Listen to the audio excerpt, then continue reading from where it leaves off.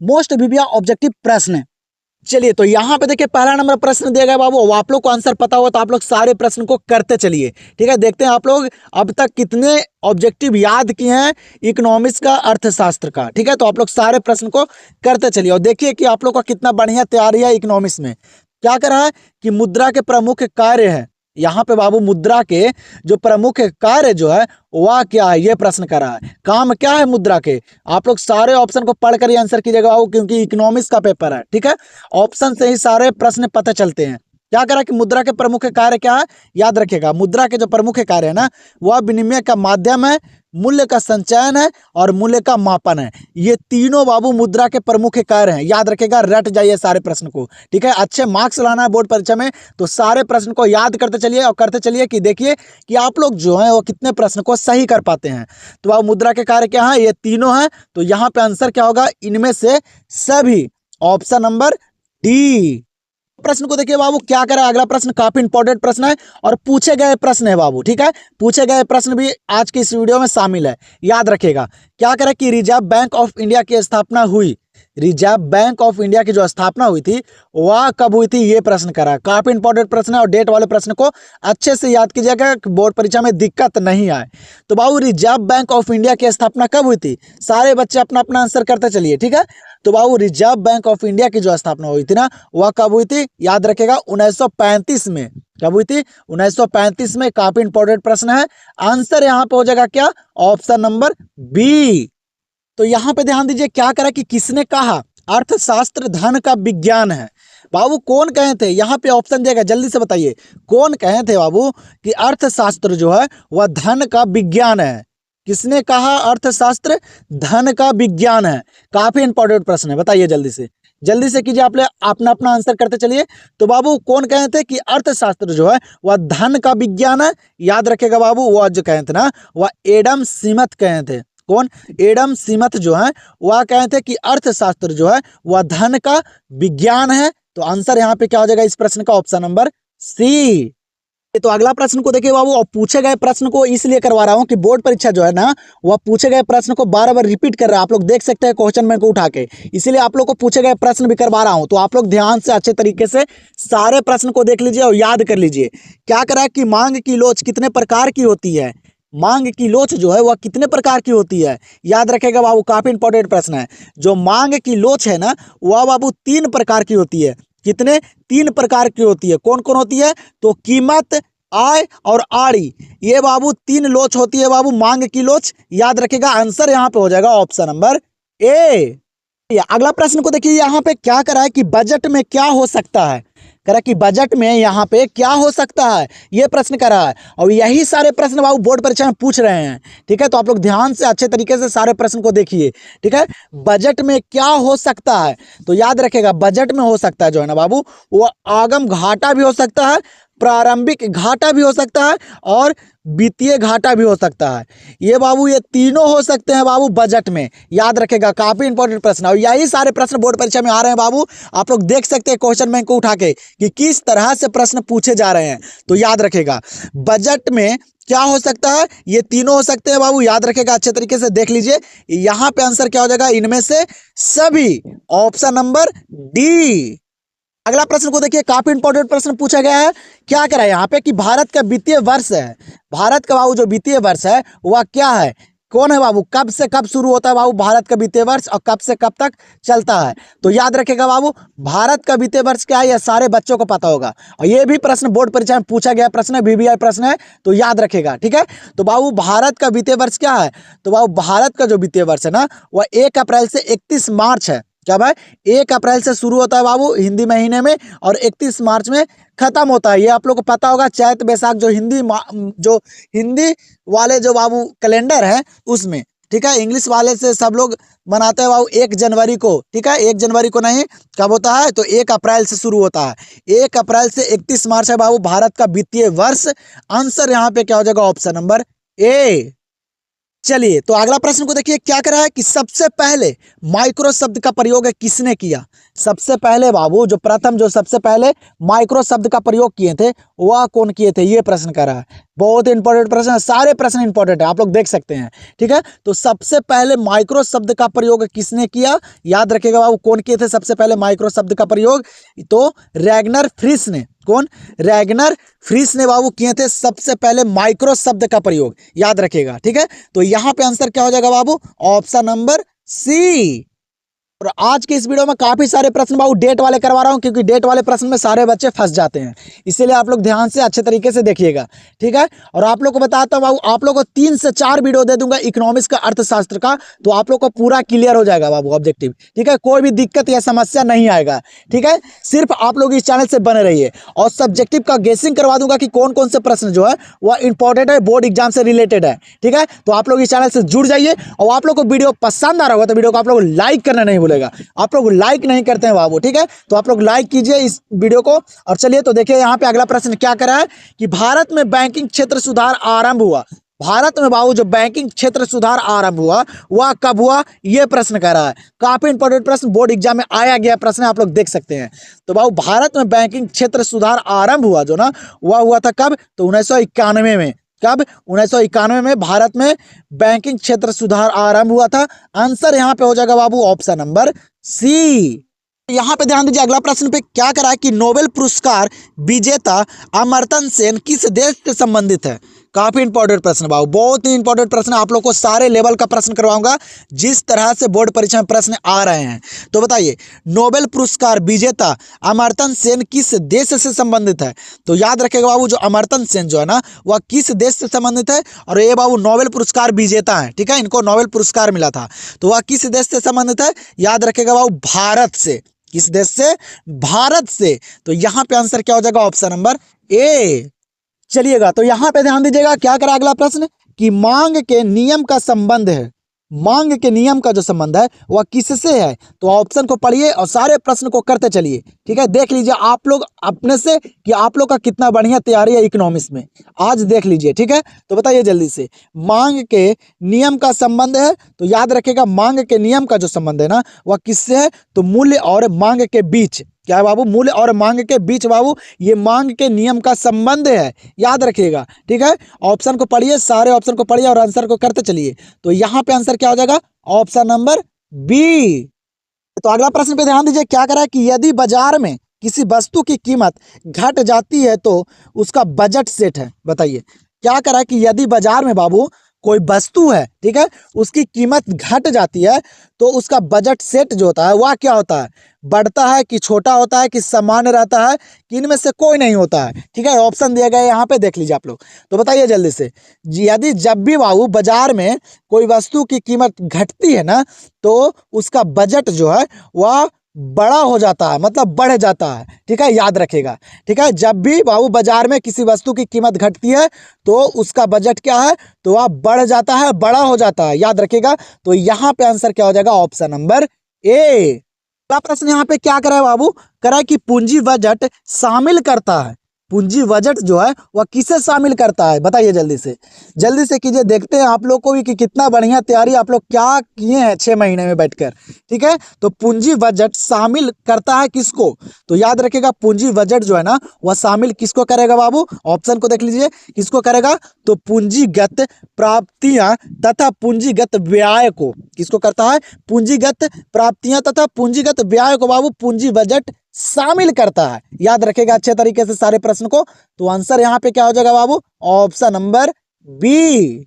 देखिए ये अगला प्रश्न को, और ये प्रश्न भी बोर्ड परीक्षा में पूछा गया प्रश्न है, तो याद रखेगा। डेट वाले प्रश्न को अच्छे तरीके से याद कीजिएगा बाबू। क्या करे यहाँ पे प्रश्न कि महामंदी का काल कौन सा था, महामंदी का काल जो था वह कौन सा था, ये प्रश्न करा है, काफी इंपॉर्टेंट प्रश्न है। तो बताइए जल्दी से, महामंदी का काल कौन सा था, याद रखेगा अच्छे तरीके से बाबू। महामंदी का काल जो था ना, वह 1930 था। कब था? 1930 था। याद रखेगा, काफी इंपॉर्टेंट प्रश्न है, बोर्ड परीक्षा में आया गया प्रश्न है। अब पूछे गए प्रश्न को बार बार बोर्ड एग्जाम रिपीट भी करता है, तो आप लोग सारे पूछे गए प्रश्न को याद कर लीजिए। मैं आप लोग को क्वेश्चन बैंक, मॉडल पेपर सारा करवाऊंगा, ठीक है। सिर्फ आप लोग इस चैनल से जुड़े रहिए लास्ट तक, जब तक आप लोग का एग्जाम नहीं हो जाता है, ठीक है। तो महामंदी का काल कौन सा था? तो महामंदी का काल कौन सा था बाबू? 1930 था। तो आंसर यहाँ पे क्या होगा? Option number A. चलिए, तो यहाँ पे ध्यान दीजिए अगला प्रश्न पे। क्या करा अगला प्रश्न कि घटिया वस्तुओं का मांग वक्र कैसा होता है? बताइए, घटिया वस्तुओं का मांग वक्र जो है वह कैसा होता है? काफी इंपॉर्टेंट प्रश्न है। बताइए, आज की इस वीडियो में आप लोग के लिए लाया हूँ ढेर सारे ऑब्जेक्टिव प्रश्न बाबू, जो सारे इंपॉर्टेंट है, बोर्ड एग्जाम से रिलेटेड है। तो सिर्फ आप लोग देखिए और याद कीजिए सारे प्रश्न को।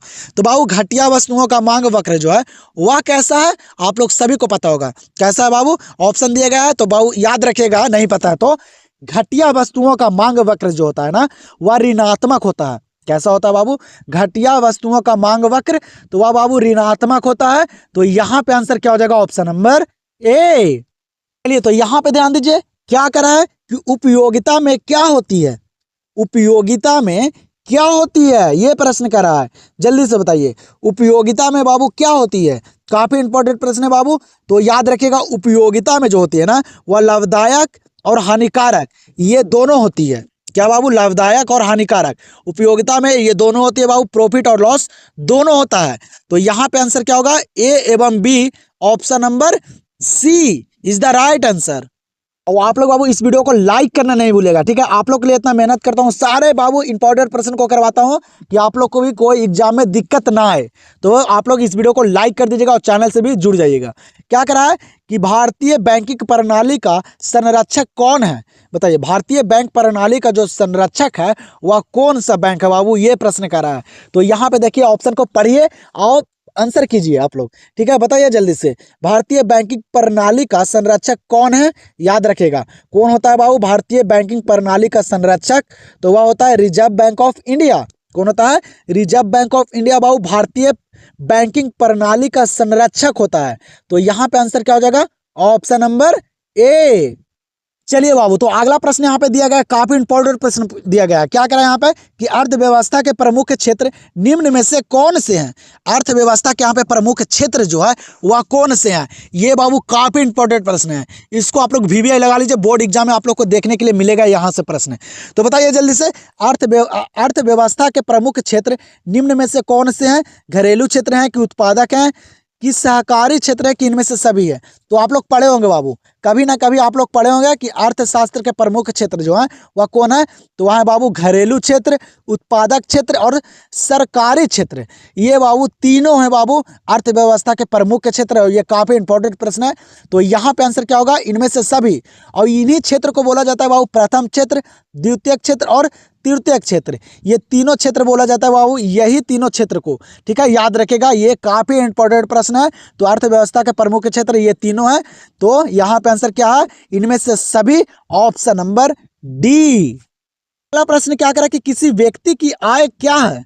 किसी व्यक्ति की जो बाबू आय है वह क्या है? तो आय आप लोग को पता होगा बाबू, पूरे वार्षिक, पूरे सालाना, पूरे साल की बाबू जो आपका संपत्ति होता है उसी को बोला जाता है आय, ठीक है, टोटल आय। तो बाबू किसी व्यक्ति की आय क्या है? तो क्या होता है? तो किसी व्यक्ति की जो बाबू आय जो कहा जाता है ना, वह उसको प्रवाह कहा जाता है। क्या कहा जाता है? प्रवाह कहा जाता है। किसी व्यक्ति की आय क्या है? तो वह प्रवाह है। आंसर यहाँ पे हो जाएगा ऑप्शन नंबर सी। अब यहाँ पे अगला प्रश्न क्या करा है? उसी प्रकार दिया गया, करा कि प्रवाह के प्रमुख उदाहरण है। बताइए, प्रवाह किसको कहा जाता है बाबू? आय को कहा जाता है। प्रति व्यक्ति आय को बाबू प्रवाह कहा जाता है। और यहाँ पे क्या करा कि प्रवाह के प्रमुख उदाहरण है। प्रवाह के उदाहरण क्या है? तो आप लोग को पता होगा, जो आय होता है वह पूरे साल का बाबू बजट होता है। तो प्रवाह के प्रमुख उदाहरण जो होगा यहाँ पे क्या होगा? तो क्या होगा बाबू? उपभोग, निवेश और आय, ये तीनों होगा। ये नहीं कि खाली आय होगा। निवेश बाबू, जो घर जहाँ आप लोग रहते हैं उसको बोला जाता है उपभोग। जो आप लोग को सारा संपत्ति, खान पियान सारे जो है वह सारे बाबू आय में ही आते हैं। तो प्रवाह के प्रमुख उदाहरण जो है वह यहाँ पे ये तीनों हैं, उपभोग, निवेश और आय। ये तीनों बाबू प्रवाह के प्रमुख उदाहरण है, याद रखेगा। आंसर यहाँ पे क्या हो जाएगा? इनमें से सभी, ऑप्शन नंबर डी। अगला प्रश्न क्या करा कि तृतीय क्षेत्र में किसे शामिल किया जाता है। अब बताइए, सारे इंपॉर्टेंट प्रश्न है बाबू, और ये भी काफी इंपॉर्टेंट प्रश्न है, याद रखेगा, बोर्ड परीक्षा में पूछा गया प्रश्न है। तो तृतीय क्षेत्र में बाबू किसे शामिल किया जाता है, तो तृतीय क्षेत्र में क्या होता है, तो तृतीय क्षेत्र में बाबू बैंकिंग, बीमा और संचार, ये तीनों को शामिल किया जाता है। याद रखेगा, बैंकिंग, बीमा और संचार बाबू, ये तीनों को बाबू तृतीय क्षेत्र में शामिल किया जाता है। याद रखेगा, और प्रथम क्षेत्र में पूछेगा तो उसमें क्या शामिल किया जाता है, तो उसमें कृषि को शामिल किया जाता है। कृषि हो गया, मच्छी पालन हो गया, मत्स्य पालन हो गया, ये सारे को बाबू प्रथम क्षेत्र में शामिल किया जाता है। तो ये भी याद रखेगा। तो तृतीय क्षेत्र में किसे शामिल किया जाता है, बैंकिंग, बीमा, संचार। तो यहाँ पे आंसर क्या होगा, इनमें से सभी, ऑप्शन नंबर डी। ये बाबू, तो अगला प्रश्न को देखिए, यहाँ पे क्या करा है कि बैंक ऑफ इंग्लैंड की स्थापना किस वर्ष हुआ। बताइए तो, बैंक ऑफ इंग्लैंड की जो स्थापना हुआ था वह कब हुआ था, बताइए जल्दी से। अब आप लोग कमेंट सेक्शन में जरूर बताइएगा कि आप लोग को और कौन से विषय का ऑब्जेक्टिव चाहिए, ठीक है, क्योंकि बहुत सारे बच्चे का इकोनॉमिक्स के लेके आ रहा था बाबू कमेंट, इसलिए मैं इकोनॉमिक्स के आप लोग को बहुत सारे यहाँ पे प्रश्न करवा रहा हूँ। सिर्फ आप लोग देखिए और याद करते चलिए, ठीक है। कमेंट सेक्शन में अपना जरूर बताइएगा कि आप लोग को और कौन से विषय के ऑब्जेक्टिव चाहिए। तो बाबू, बैंक ऑफ इंग्लैंड की जो स्थापना हुआ था ना, वह कब हुआ था, तो 1694 में। कब, 1694 में हुआ था। तो यहाँ पे आंसर क्या हो जाएगा, ऑप्शन नंबर बी। प्रश्न यहाँ पे दिया गया, क्या करा अगला प्रश्न, करा बाबू कि भारत का केंद्रीय बैंक कौन है।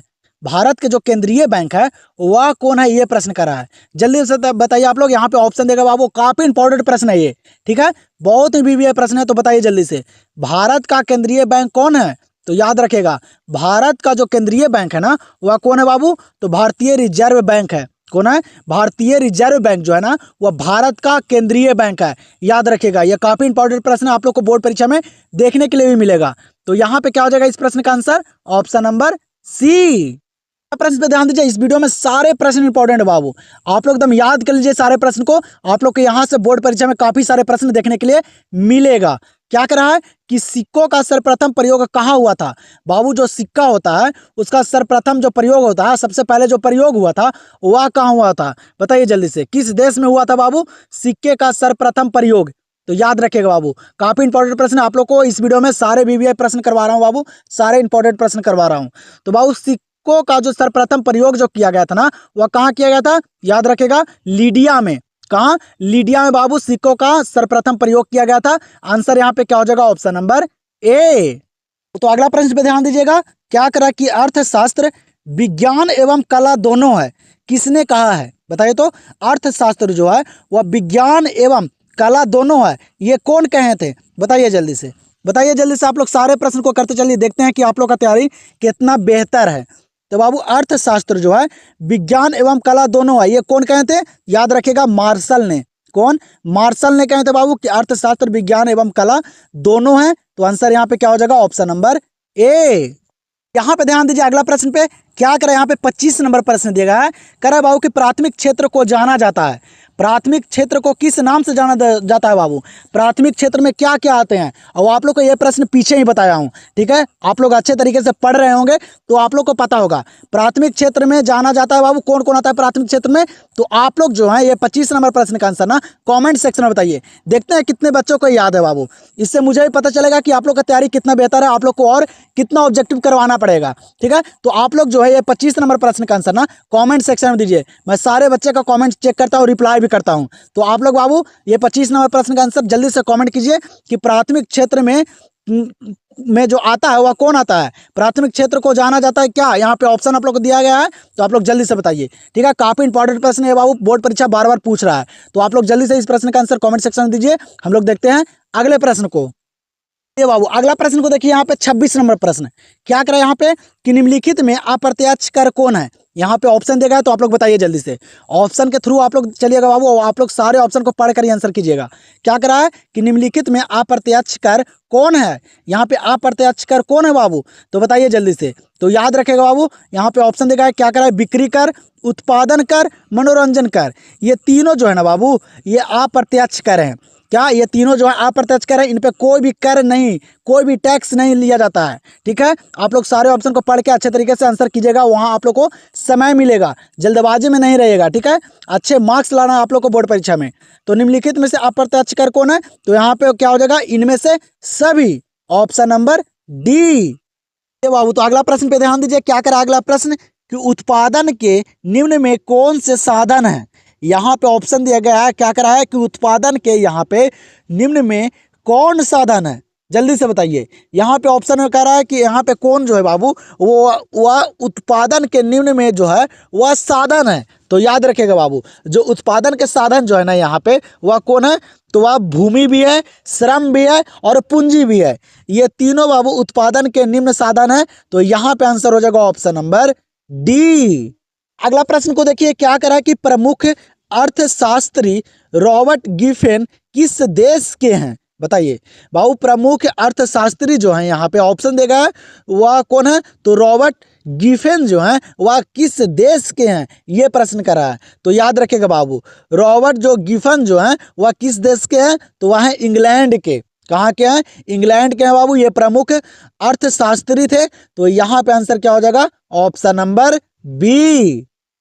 प्रश्न यहाँ पे क्या करा कि अंतिम ऋणदाता किसे कहा गया है, बताइए। अंतिम ऋणदाता जो कहा गया है बाबू वह किसे कहा गया है, किस बैंक को कहा गया है, ये प्रश्न कर रहा है, बताइए।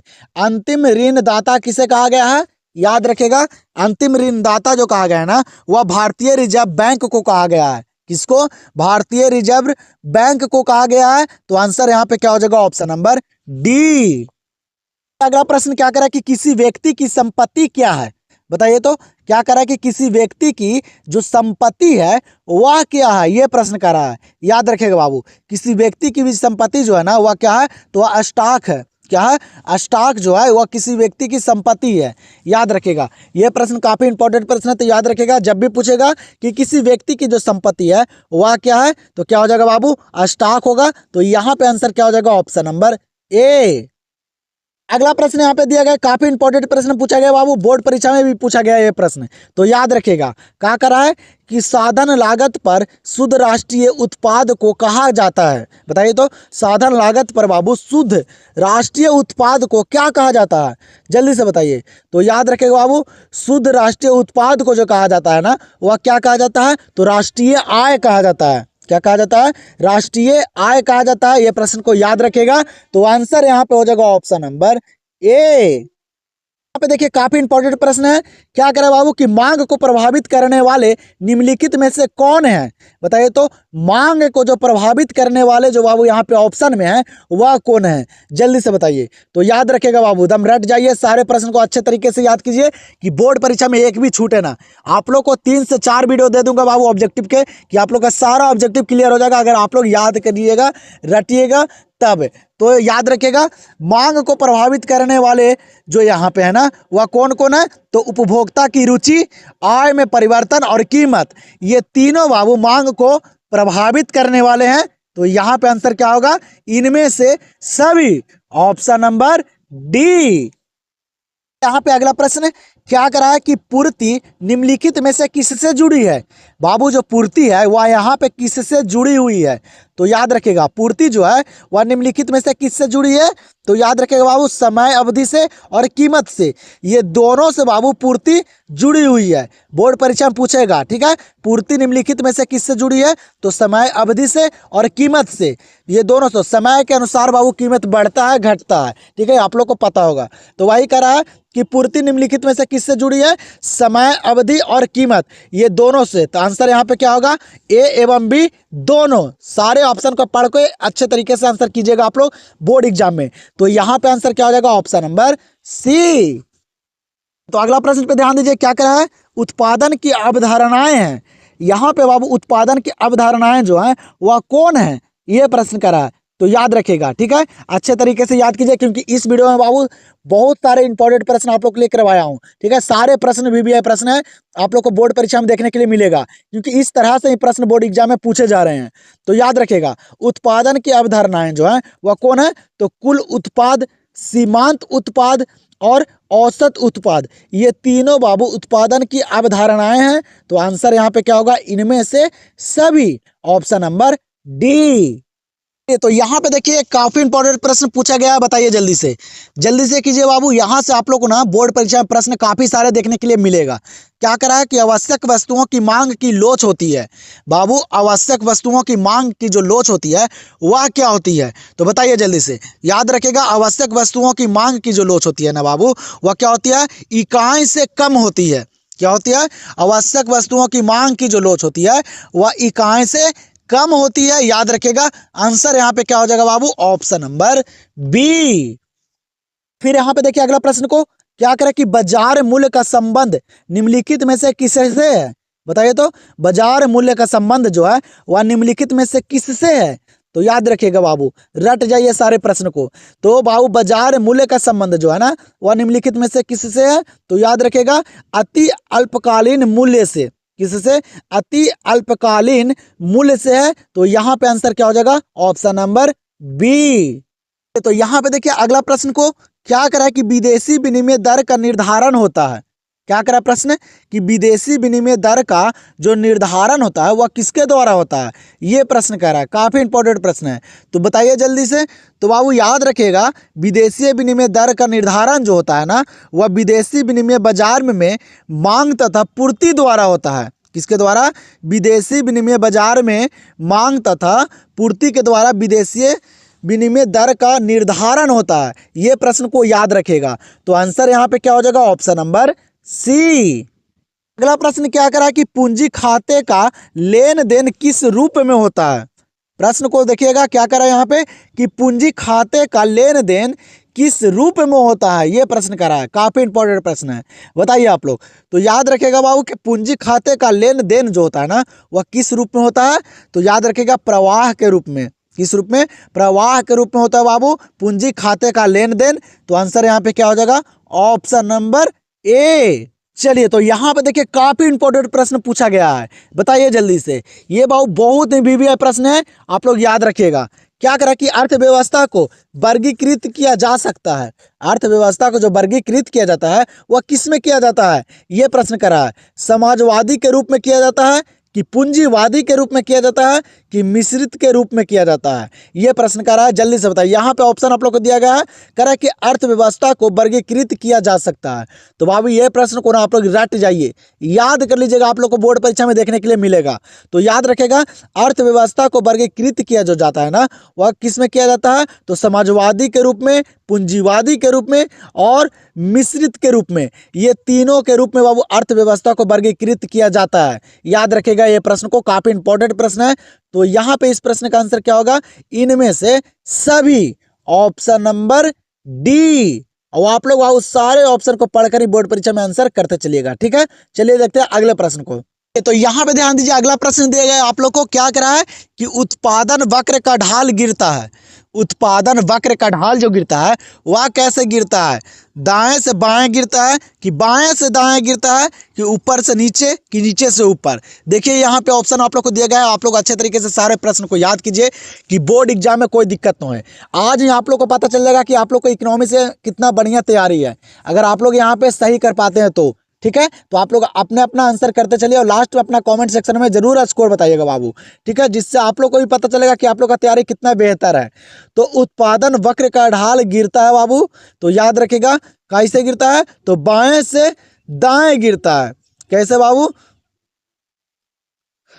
बाएं से दाएं गिरता है। याद रखिएगा ये प्रश्न को, उत्पादन वक्र का ढाल गिरता है बाएं से दाएं। तो यहाँ पे आंसर क्या हो जाएगा, ऑप्शन नंबर बी। तो अगला प्रश्न को देखिए, यहाँ पे क्या करा है कि उपभोक्ता संतुलन क्या है। उपभोक्ता संतुलन जो है वह क्या है, बताइए, इसका परिभाषा क्या रहा है बाबू। तो याद रखेगा, उपभोक्ता संतुलन जो है ना वह क्या है, तो अपने व्यय से अधिकतम संतुष्टि प्राप्त करना। क्या है बाबू उपभोक्ता संतुलन, तो अपने व्यय से अधिकतम संतुष्टि प्राप्त करना, यह बाबू उपभोक्ता संतुलन, ठीक है। तो यहाँ पे आंसर क्या हो जाएगा, ऑप्शन नंबर ए। और आप लोग बाबू अभी तक इस चैनल से नहीं जुड़े हैं तो आप लोग चैनल को सब्सक्राइब कर लीजिए, क्योंकि बाबू आप लोग को ना एग्जाम से पहले सारे विषय का ऑब्जेक्टिव मैं क्लियर कर दूंगा और सब्जेक्टिव का गेसिंग करवाऊंगा बाबू कि कौन कौन से प्रश्न इंपॉर्टेंट है। ठीक है, जो प्रश्न इंपॉर्टेंट रहेगा सब्जेक्टिव वही आप लोग याद कीजिएगा, ज्यादा रट्टा नहीं मारिएगा। ठीक है, तो आप लोग को मैं सारा बाबू इस चैनल पर करवाऊंगा, मॉडल पेपर, क्वेश्चन बैंक सारा बाबू करवाऊंगा। इसलिए आप लोग इस चैनल से जुड़ जाइए और वीडियो को लाइक करना नहीं भूलेगा। ठीक है, आप लोग के लिए इतना मेहनत करता हूं तो आप लोग एक लाइक जरूर कर दीजिएगा। क्या करें यहाँ पे अगला प्रश्न कि जनता का बैंक कौन सा है। बाबू जनता का बैंक जो है वह कौन सा है, यहाँ पे ऑप्शन दिया गया है तो बताइए जल्दी से। यहाँ पे बाबू जनता का बैंक कौन है, याद रखेगा जनता का बैंक जो है ना वह व्यापारिक बैंक है। कौन सा, व्यापारिक बैंक जो है वह जनता का बैंक है, याद रखेगा। आंसर यहाँ पे भी हो जाएगा ऑप्शन नंबर ए। तो यहाँ पे ध्यान दीजिए, अगला प्रश्न क्या करा है बाबू, करा कि व्यावसायिक बैंकों का प्रमुख कार्य है। बताइए तो व्यावसायिक बैंकों का प्रमुख कार्य क्या है, जल्दी से बताइए। तो याद रखिएगा व्यावसायिक बैंकों का जो प्रमुख कार्य जो है ना, जो काम है वह क्या है, तो वह है बाबू क्या, ग्राहकों का जामा स्वीकार करना। क्या है व्यावसायिक बैंकों का प्रमुख कार्य, तो ग्राहकों का जामा स्वीकार करना, यह है व्यावसायिक बैंकों का प्रमुख कार्य बाबू, याद रखेगा अच्छे तरीके से। तो आंसर यहाँ पे क्या हो जाएगा, ऑप्शन नंबर सी। चलिए तो अगला प्रश्न यहाँ पे क्या करा है कि एक संतुलित बजट किसे कहते हैं। बताइए तो एक संतुलित बजट जो कहा जाता है वह किसे कहा जाता है, यह प्रश्न करा है। तो बताइए जल्दी से बाबू, एक संतुलित बजट जो कहा जाता है ना वह किसे कहा जाता है, याद रखिएगा जब व्यय और प्राप्तियां बराबर होती है उसी को बोला जाता है बाबू संतुलित बजट। किसको, तो जब व्यय और प्राप्तियां बराबर होती है उसको बोला जाता है संतुलित बजट बोला जाता है, याद रखिएगा। तो आंसर यहाँ पे क्या हो जाएगा, ऑप्शन नंबर ए। तो यहाँ पे देखिए बाबू ये लास्ट प्रश्न है, 45 नंबर प्रश्न है। इसके बाद आप लोग को कमेंट सेक्शन में बताना कि आप लोग जो हैं वह 45 प्रश्न में कितने प्रश्न को सही किए हैं। ठीक है, कोई भी गलत स्कोर नहीं बताएगा बाबू, जितना आप लोग से सही होता है उतना ही आप लोग कमेंट सेक्शन में बताइए कि मेरा इतना हुआ है। ठीक है, इससे आप लोग को पता चलेगा कि आप लोग कितने बाबू अभी तैयारी किए हैं और आप लोग को कितना करना पड़ेगा, क्योंकि बाबू अभी आप लोग के पास समय है, आप लोग पढ़िए। और आप लोग को बाबू आज इस वीडियो में हम लोग 45 प्रश्न किए हैं, अगले वीडियो में आप लोग को 100 प्रश्न करवाऊंगा। ठीक है, टोटल 100 प्रश्न करवाऊंगा, जिसमें प्रीवियस ईयर प्रश्न, वीवीआई प्रश्न और बोर्ड एग्जाम से रिलेटेड प्रश्न रहेगा बाबू। आप लोग को 3 से 4 वीडियो दे दूंगा कि सारा बाबू आप लोग को कंप्लीट हो जाएगा। आप लोग को एक भी प्रश्न का दिक्कत नहीं आएगा बोर्ड परीक्षा में, सारे प्रश्न यहाँ से देखने के लिए मिलेगा। ठीक है, तो आप लोग सिर्फ इस चैनल से बने रहिए और आप लोग को वीडियो पसंद आया होगा तो वीडियो को आप लोग लाइक करना नहीं भूलेगा बाबू। ठीक है, तो आप लोग बताइए जल्दी से 45 नंबर प्रश्न का आंसर और कमेंट सेक्शन में जरूर आप लोग बताइएगा कि कितने प्रश्न को सही कर पाए हो। क्या करें यहाँ पे 45 नंबर प्रश्न कि न्यूनतम समर्थन मूल्य किसके उदाहरण है। बताइए न्यूनतम समर्थन मूल्य जो है वह किसके उदाहरण है, याद रखिएगा काफी इंपॉर्टेंट प्रश्न बाबू। तो वह जो है वह कृषि पदार्थ का उदाहरण है। किसके, तो कृषि पदार्थ का उदाहरण है बाबू न्यूनतम समर्थन मूल्य। तो यहाँ पे आंसर हो जाएगा बाबू इस प्रश्न का ऑप्शन नंबर बी। तो आप लोग जल्दी से कमेंट सेक्शन में अपना स्कोर बता दीजिए कि आप लोग कितने सही किए हैं और वीडियो को लाइक और चैनल से जुड़ना नहीं भूलेगा। तो हम लोग मिलते हैं अब अगले वीडियो में और इसी धमाके के साथ। और आप लोग कमेंट सेक्शन में बताइए कि आप लोग को अगला वीडियो जो है वह कौन से विषय का ऑब्जेक्टिव है।